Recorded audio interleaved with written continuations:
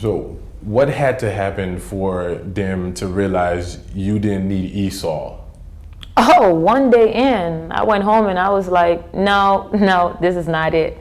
Like, I told my mom, I'm like, something don't seem right. I don't think I'm supposed to be in this class. I just said they put me in the wrong classes. And she was like, why? And I explained it. So the next day, she went to the school and she was like, why is she in these classes? What kind of classes is she in? And mind you, I'm coming from Turks and Caicos. I'm top of my class. Like, I remember like we were just starting pre-algebra or something like that. And I was already smack dab in the middle of algebra. So I was like, what is this?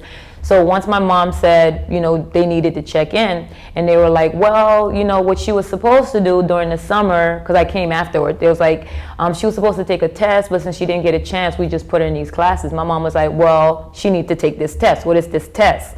So then they scheduled for me the next day. I went home, second day. So third day I come in the morning. I took this 4-hour exam.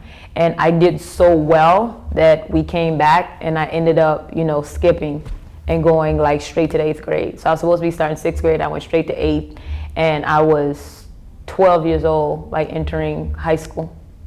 Oh. Yeah. That's how advanced Caribbean schools are. Yeah. Because even me, when I left Haiti and I went to high school here in the United States, I felt like it was a waste of my time. Yeah. Like I was literally in class like, what the fuck is this?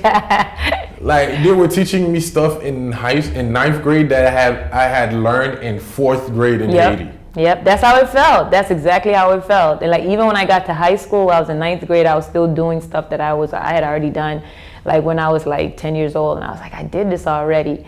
But I was like, okay, this is what it is. I always felt ahead. I don't think I really started feeling challenged until maybe I think like my junior year in high school. And I started feeling like, okay, like I was actually struggling, with my classes. But before that, everything was a breeze. Right. Yeah. Right. So was it a culture shock for you from Turks and Caicos to United States of America? Oh yeah, I came at probably one of the craziest times in South Florida. When was that? So in '94. Okay. So when I was in Turks and Caicos, I didn't know, like I know I was Haitian, of course, but that wasn't a thing. It wasn't like at the top of, something that was talked about every day. I didn't wear my pride or my, my culture everywhere. Right. I was just Haitian. Mm-hmm. And I was black, and of course I knew that. And that wasn't a thing that was talked about, a lot either. Like that wasn't a big thing.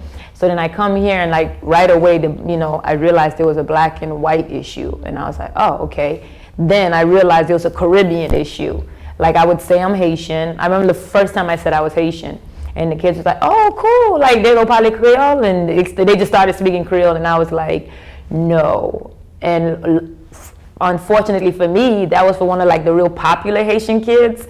So then he just took that and just ran with it. Like, oh, iba Haitien, blah, blah, blah. And that was like my thing. I was a fake Haitian right out the gate. Just because you didn't speak Creole? I didn't speak Creole, so I was a fake Creole's Haitian. like the passport, man. You know what I'm saying? If you can't show your passport, it can get you the visa. Well, I definitely didn't have a passport, and it made sure everybody was aware of it.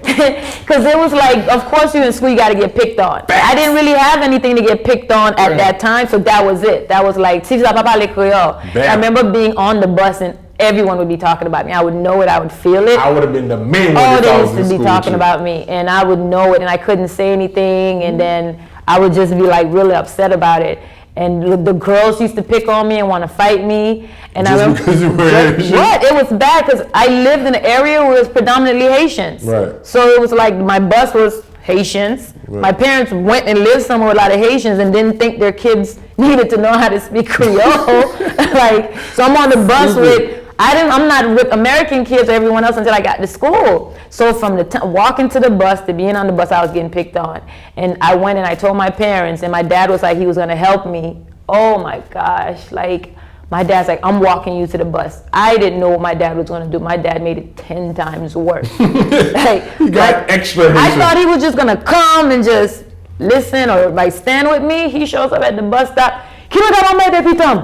And he's going off. He's bumping to no bagay. I made it voodoo. And I remember at the time not even knowing much except for hearing voodoo. I was like, did this man just tell these people? If I wasn't getting picked on then, it doubled. Because now I was a non-Haitian, non-Creole speaking girl. And here go my dad with his thick accent talking about, he's gonna put voodoo on people. And I was like, oh yeah, that was a wrap for me. But what saved me is I was like, I needed to get into something, so I started running track. So I needed something, and I would be after school like, I need to do something. I need to get in. Who's the cool kids? I needed to be cool. I needed to know people. Like I needed something.